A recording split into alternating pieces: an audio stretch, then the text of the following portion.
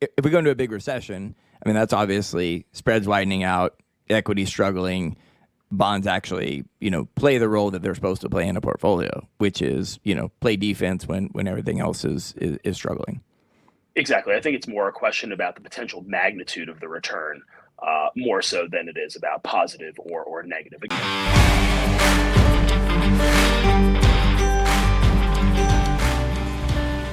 Obviously, bonds have been hurt for the last 3 years. We're about to go. It looks like we're going to be negative for the 10-year Treasury for the first time on record for 3 years consecutively.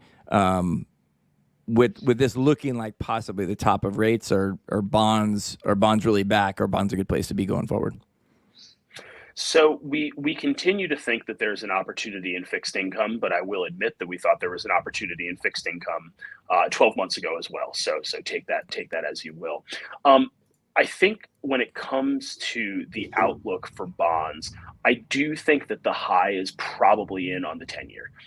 Even if we get another hike from the Fed, right, kind of a safety hike, not necessarily in December, but maybe at the beginning of next year, I'm not sure that the 10-year responds by going, north of five and a quarter, which is basically where it topped out a couple of weeks back.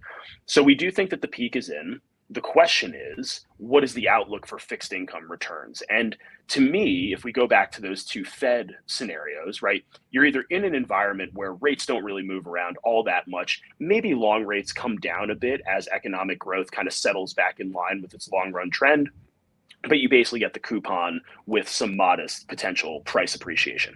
The other environment that we could see ourselves in from a fixed income perspective is one where the Fed is cutting aggressively, rates are falling, and bonds generate a very attractive rate of return. And so I think, to me, going back to one of the things we talked about earlier, you've seen tremendous amount of macroeconomic volatility over the past couple of years, and that has manifested itself in significant interest rate volatility.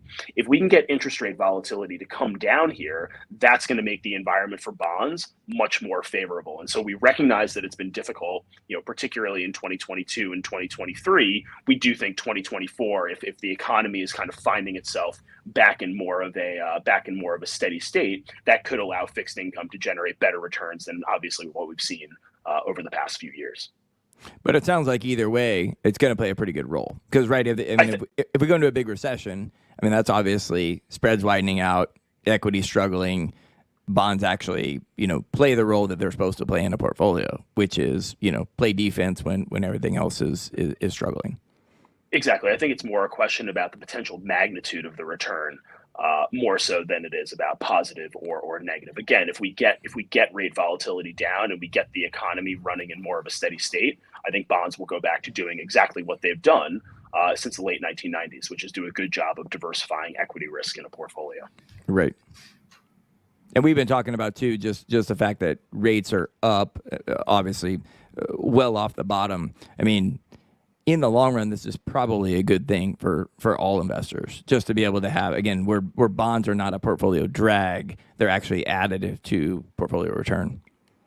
Exactly. And I would argue that having non-zero interest rates more broadly is probably a good thing for capital markets overall. It allows markets to do what they're supposed to do, which is differentiate between winners and losers. And so what might not work as well going forward is the playbook from post '08, right, where you just bought long bonds and tech stocks and you made a killing, right? I actually think that it's going to be more like the environment we were in prior to 2008, where value works a little bit better, international works a little bit better, and bonds are there for both income and diversification rather than just one or the other.